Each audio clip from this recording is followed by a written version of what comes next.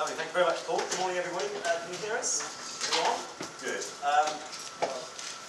Terry, it's a great pleasure to have you here. Thanks so much for coming a very long way, specifically for this. I know you gave a talk yesterday afternoon. For those of you who don't know, a very quick synopsis of Terry. One of the real pioneers of independent, alternative ways of approaching artist management, artist promotion, and putting music out there with Nettwerk has become a legend, but started out with Sibelius, and I suppose was probably the biggest first hit, and then with Benedict Ladies and Avid Education more recently, and lots and lots of other people.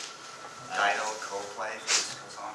The list goes on, and I just wanted actually, one of the things that we were talking about earlier on was when we were just chatting beforehand, was this very large swathe of other artists that we've got who are not headline acts. And that you said to me that you thought that they actually were more enjoyable to work with in some ways. Is that because they just do as they're told?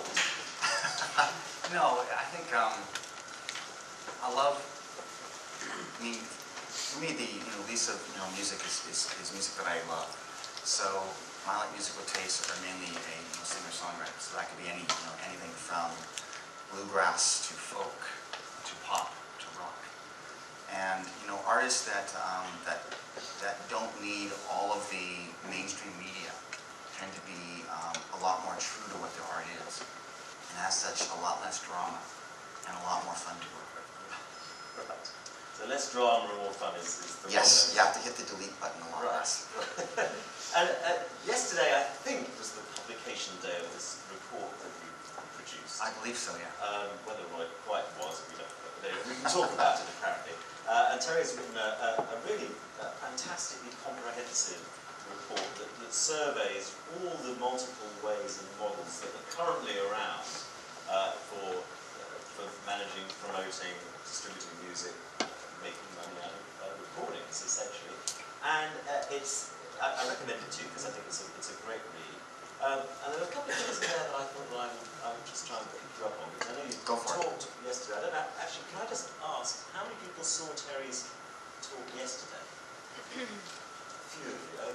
All right, well then, you know what he said, but the rest of us are in the dark. So you have to forgive us if we overlap. You are in the dark, by the way. Actually, we can't see you at all. We can't see you. We're blind.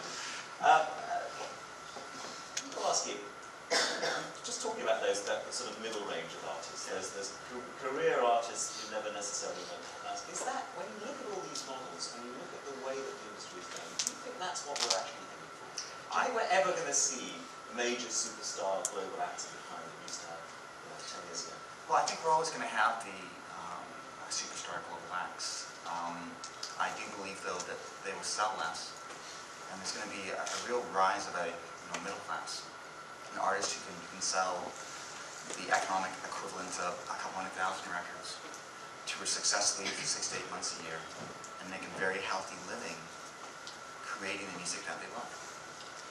Because really, if you look at it now, I mean, niches in a lot of, in the sort of physical world didn't really work well, because you have to have a large enough population that would support that niche to allow it to be commercially successful. In the digital world, economically, everything's flat. You can access anything from anywhere. So you get to add up all of those niches, and they come into a very sizable marketplace. So 10 years ago, signing a folk artist, you could not afford to buy the retail shelf space to get it exposed to allow them to have a chance.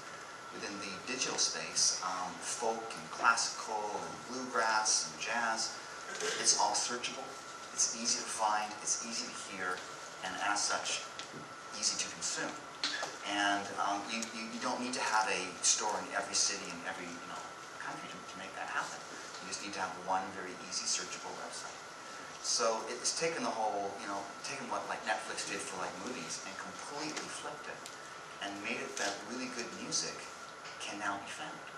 Can it be found? Absolutely. Only on the Network Records site, obviously. Well, I think it's where a lot of artists and a lot of companies don't put a lot of effort. It's in the metadata that surrounds that music, that allows it to be be searchable. You know, part of what I touched on in the paper is the thought process that in 5 to 10 years, a really valuable widget or piece of software is going to be like a digital maid service, or you can even look at it as a digital valet, someone that goes out shopping for you. And it's you like a certain type of music, it will go find that music for you. It'll put it in your locker the way that you want it organized. It'll clean up your room, which every teenager needs. It'll feed you, which every teenager needs. And it basically organizes everything for you. And it's based upon your taste or taste of your friends or blogs that you follow.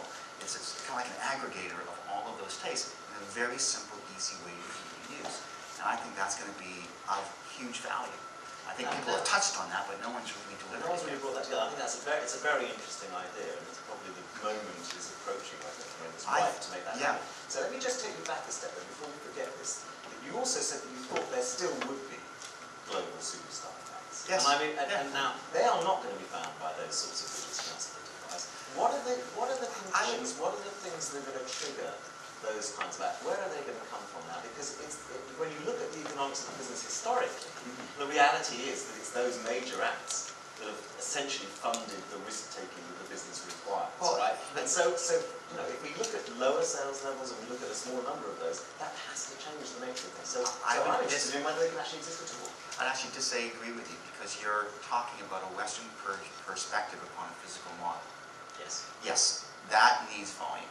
When you go to a worldwide perspective upon a digital model where your profit margins are triple what they are on the physical side, then your EBITDA margins and your ease of use and your cost change the paradigm. Yes, you don't need to sell 5 million copies. If you sold 1 million copies digital, that's probably the same profit margin as 2 or 3 million physically. So, do you think that's actually going to happen? I mean, I'm actually seeing it happen.